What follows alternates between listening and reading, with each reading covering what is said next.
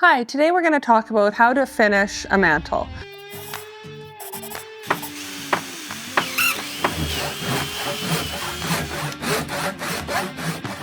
I'm going to use some Livos oil. I've pre-picked my color and it is going to be dark walnut. So what we're going to do is make sure it's all sanded, which I've done and cleaned.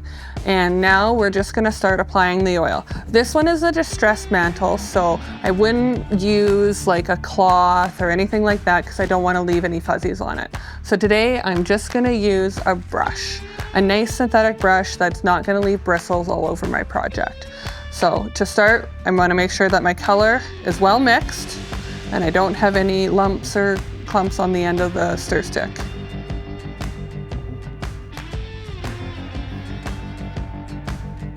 I'm going to keep my stir stick close just in case I need to stir it again halfway through my project.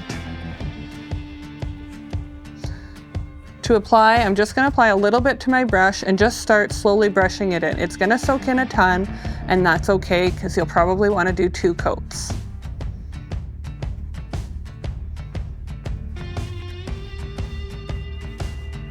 And you always want to make sure you go with the grain. Don't start making all sorts of designs on it. You just want to go nice and light and with the grain and try and get just a nice even light coat upon the mantle.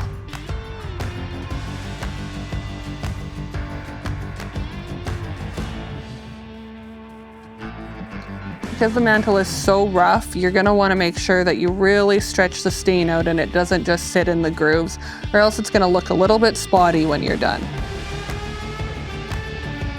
And with it being rough like this, it's going to take a little bit more stain than if you had a mantle that was perfectly smooth.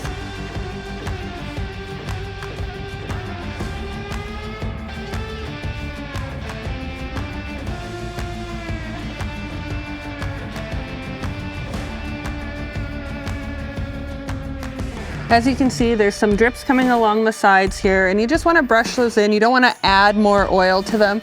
You'll just brush them in so then they don't just create that brush line.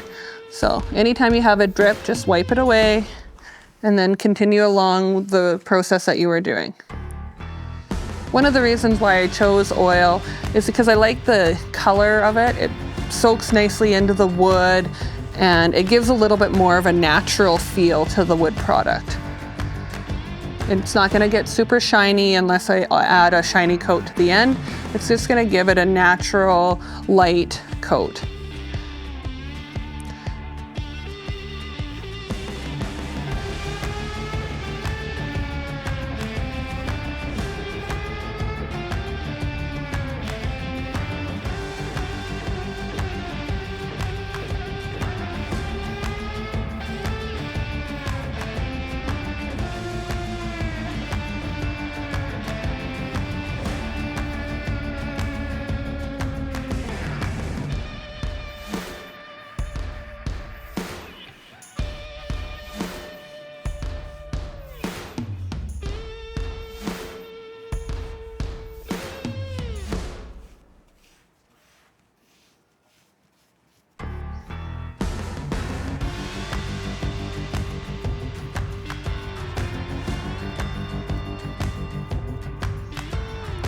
So this is the face of the mantle. I now have it all done.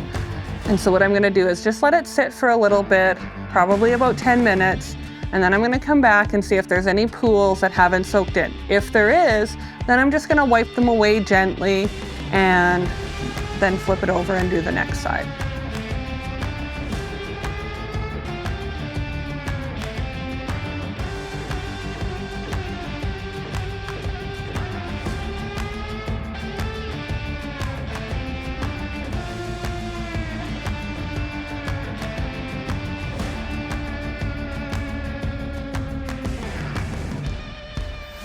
So now that we've flipped the mantle over, you can kind of see that the wood has different grains. So this front pulls out a different grain, so it's actually quite a bit darker looking than like the top would be, just because of the way that wood is.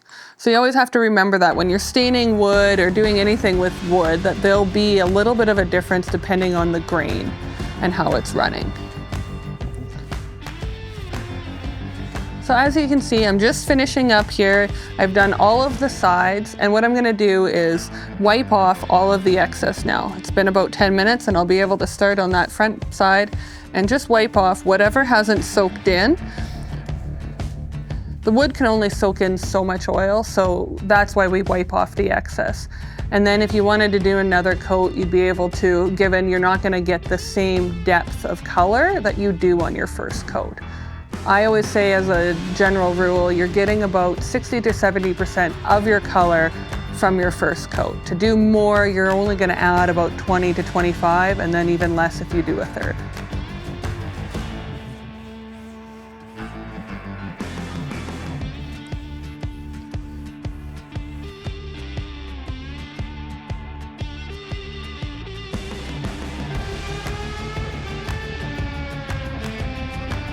All right, now to wipe it off, like I've said, just a gentle, you don't have to scrub it or rub it, just nice and easy. Whatever is sitting that's pooling on the grain, you're gonna wanna wipe off. So I'm gonna do this front side because I just did that a few minutes ago, and I'm just gonna take my cloth and start wiping.